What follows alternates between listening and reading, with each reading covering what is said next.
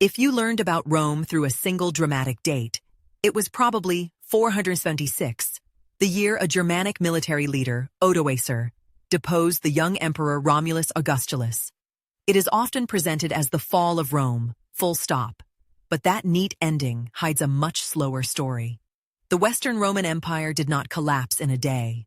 What disappeared was not simply a city or even Roman civilization, but the West's ability to keep a huge imperial system functioning, to collect taxes, pay armies, hold elites together, secure frontiers, and survive repeated crises at the same time. That is the heart of the story. And it also means simple explanations are not enough. Barbarian invasions did it. Too narrow. Rome became decadent. Too vague. Christianity weakened the empire. Not demonstrated as the main cause. Climate change or plague destroyed everything. Possible contributors, but not proven as sole causes. What we can support firmly is the coincidence of political upheaval, military pressure, and disease, with economic strain and perhaps ecological stress in the background. Rome's decline in the West looks less like a single blow and more like pressures that kept reinforcing one another. To understand that, we need to begin well before 476 in the 3rd century crisis. In that period, the empire was shaken by rapid changes of emperor, civil war, frontier attacks, and severe instability. Political authority fractured. Armies backed rival claimants, enemies pushed at the borders. Disease likely worsened the situation, and some newer research suggests climate stress may also have mattered. But here we need caution. The evidence supports overlap between political crisis, military pressure, and epidemic disruption much more clearly than it proves natural factors alone caused collapse. What is striking is that Rome did not simply fall apart then. It adapted. That resilience matters. Emperors and administrators reformed the army, reorganized government, and rebuilt a degree of stability. The empire that emerged was different, more bureaucratic and more militarized in some ways, but still very much alive. Any dramatic story of unstoppable collapse misses this recovery. Rome survived one great age of crisis and kept going. In fact, by the late 4th and early 5th centuries, the Western Empire still possessed a complex apparatus of rule. One important piece of evidence is the Notitia Dignitatum, a remarkable listing of offices and military commands. It shows a world of departments, provinces, court positions, and army structures that had not simply vanished. Institutions remained. Collapse, when it came, was not the instant disappearance of Roman government. It was the gradual failure of that government to make its institutions work effectively across the whole West. A major reason was structural political instability. The empire had long been vulnerable to civil war, but in the later period, this became especially destructive. Generals made and unmade emperors. Rival courts and military factions fought for legitimacy and resources. Every civil war consumed money, troops, loyalty, and time. Soldiers who might have defended frontiers were used against other Romans. Revenue that should have sustained the state was burned in internal competition. Even victory could weaken the winner.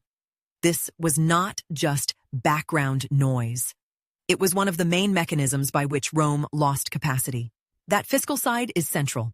Empires run on revenue, and the Western Empire became worse at securing it evenly. Tax collection weakened in places. Coinage came under pressure. Local elites often prioritized their own protection and interests over the wider state. Delayed military pay undermined reliability.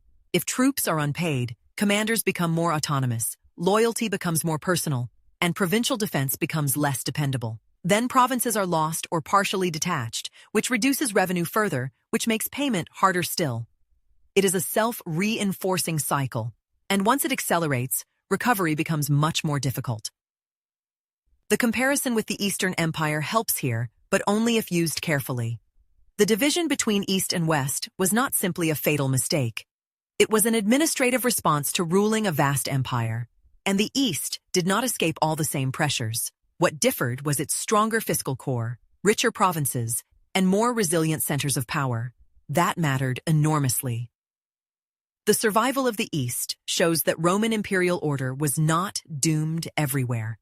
It also shows that the West's breakdown was not inevitable in some abstract civilizational sense. Conditions and capacities differed. One famous date often treated as decisive is 378, the Battle of Adrianople, when the Eastern Roman army suffered a severe defeat at the hands of Gothic forces, and the Emperor Valens was killed. It was a huge shock. But the idea that Rome's fate was settled there remains debated. The empire stabilized afterward. Adrianople was serious, deeply serious, but not a universally accepted point of no return. The Gothic story itself is more complicated than the old image of whole peoples simply crashing into the empire and replacing it. Gothic groups were external and internal at the same time. They fought Rome, but they were also settled by Rome, negotiated with by Rome, integrated into Roman structures, and used as federates. This was not a clean line between Roman and barbarian.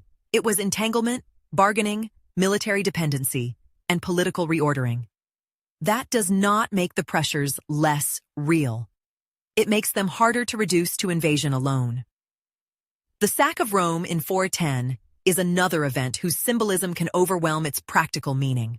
For contemporaries, it was enormous. Rome had immense prestige, and the psychological blow was obvious. Yet militarily, it was more limited than its later reputation suggests. The Christian writer Orosius even tried to downplay it, which is revealing in itself. The meaning of the sack was contested immediately. People at the time were already arguing about whether this was catastrophe, punishment, or something survivable. That should make us cautious about turning it into a simple endpoint. If we are looking for one of the strongest explanations for the Western Empire's breakdown, the loss of North Africa to the Vandals between 429 and 439 is near the top of the list. Africa was not a marginal frontier. It was a wealthy core region. It supplied tax revenue, grain, logistical support, maritime reach, and strategic depth. Losing Africa meant more than losing land on a map.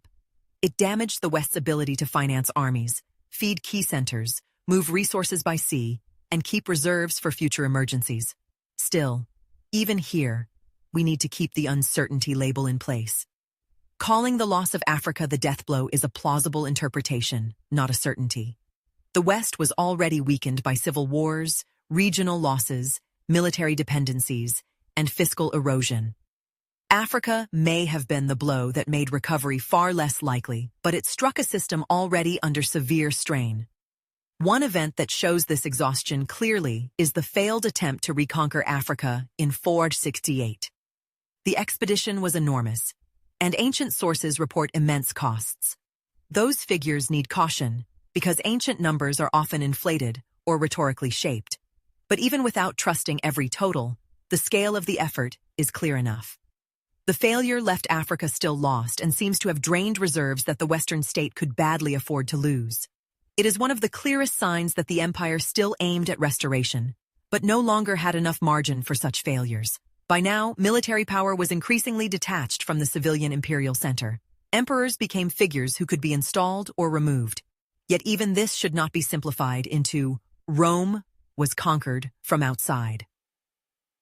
Many of the strongmen who dominated the late West still operated within Roman structures, titles, and political expectations. The system was being reworked from within as much as replaced from without. Roman authority was not erased overnight. It was hollowed out, redirected, and regionalized. Other explanations remain part of the discussion, but they require caution. The Huns were important, but better seen as accelerators than sole causes. Their presence intensified movement, fear, and political instability. Christianity was certainly part of the empire's transformation, but not a demonstrated main cause of Western collapse. Decadence explains very little because it can mean almost anything. Inequality and the rise of strong regional power blocks may well have burdened the state, but those two are better treated as plausible factors than settled proof. So what, finally, do we do with 476? It does matter. Odoacer deposed Romulus Augustulus, and no new Western emperor was installed in Italy afterward. That is significant. Some historians place more weight on 480 because of issues of formal legitimacy. But 476 remains an important marker. It ended the Western imperial court in Italy. At the same time, it is overrated. It did not mark the end of Roman civilization. It did not end the Eastern Empire. It did not mean Roman institutions, identities, or law suddenly vanished across the former West. What 476 marks best is the late stage of a long process. The failure of the Western imperial state to keep enough revenue, loyalty, and force under one functioning center. Rome did not so much fall in a single moment as lose, piece by piece, the capacity to recover. Subscribe, enable notifications, and tell us in the comments what historical turning point we should explore next.